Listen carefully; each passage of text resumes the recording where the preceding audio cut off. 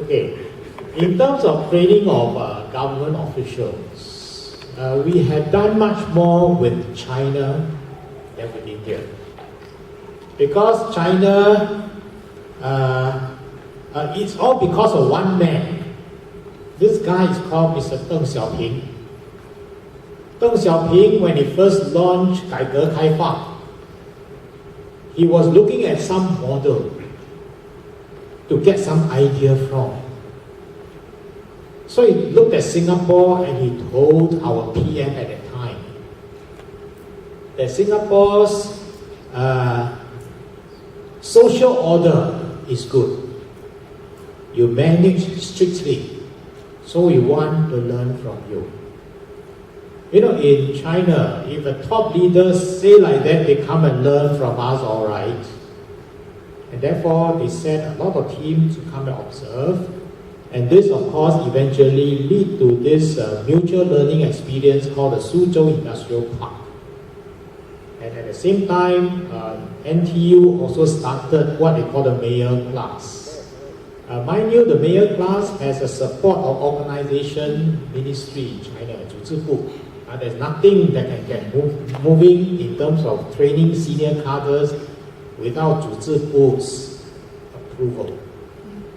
But because of this, if you happen to be in the training of cadre business, your business risk is high. Now they have a new 中组部长. If you go and say something else, overnight nobody comes. This was what happened in a sense because the former 中组部长Li Yuanchao told NTU that we are really unable to spare the senior officials for so long a period, for 1 year. So would you be able to organize short courses instead? So this year the number of officials in the Mayor Class has declined, but the number of short courses increased. So I think we just have to always adopt. The point I want to make really is we welcome this opportunity for officials to learn from each other. Both of China, India, even ASEAN countries. I mean, NTU also have very strong training program with ASEAN countries. I think NUS too, through the Lee Kuan Yew School. But it has got to be supported by the respective host governments. So yes, we hope you will continue. As far as sir, you raised 2 points. I never said Singapore was not sustainable. What I said was that Singapore does have some knowledge in planning for sustainable city because we master plan our city, we did an overall view, and we find that we can accommodate something like 6-7 million population in this small island of ours if we were to master plan properly, design properly. So I think we do have some knowledge on how to do this. And therefore, what I'm saying is that the Chinese have shown keen interest in this sustainable city. So we cooperated in this project called Tianjin Eco City. And we are also doing another one in Guangzhou. The Guangzhou Knowledge City is also a kind of ecologically friendly, sustainable cities. Because we feel that this is what future city is supposed to be. We think that the need for this sustainable city in India will also be strong. Because India, like China, is also urbanizing and they also face big challenges in environmental protection. And when you design a city means a place where everything concentrates, where resource concentrate, people concentrate, capital concentrate, opportunity concentrate, unfortunately waste also concentrate.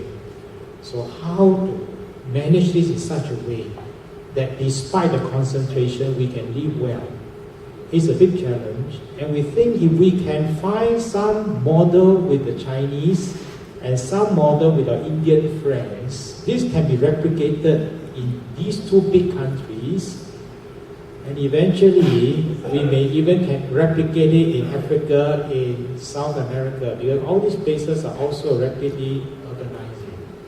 Now, if we can do this, then we would probably have done something which is useful to humanity.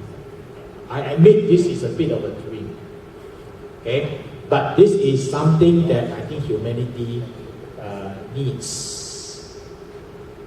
As to selling a Singaporean brand name, I am expressing my own personal feeling.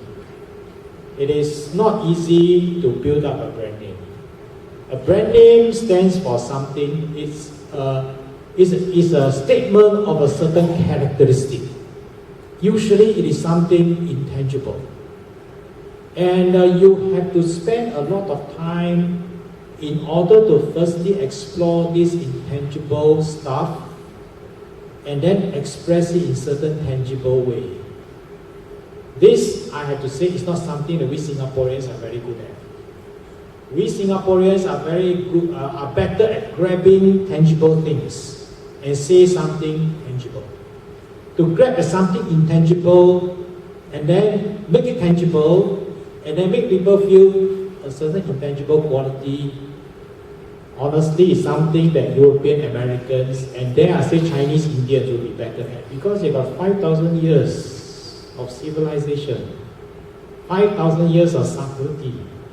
Look at the poetry, look at the literary work, something that we lack. They will catch up with us real fast. And yet, we are selling away a few good stuff that we have. So, I know why they do it. But as a Singaporean, I'm just expressing certain amount of disappointment and certain amount of sorrow. Okay, I'm a private citizen now, so I'm just expressing my own feeling. As to your work in Foshan, I wish you all the best, but I will just say one thing. The Chinese are very polite people.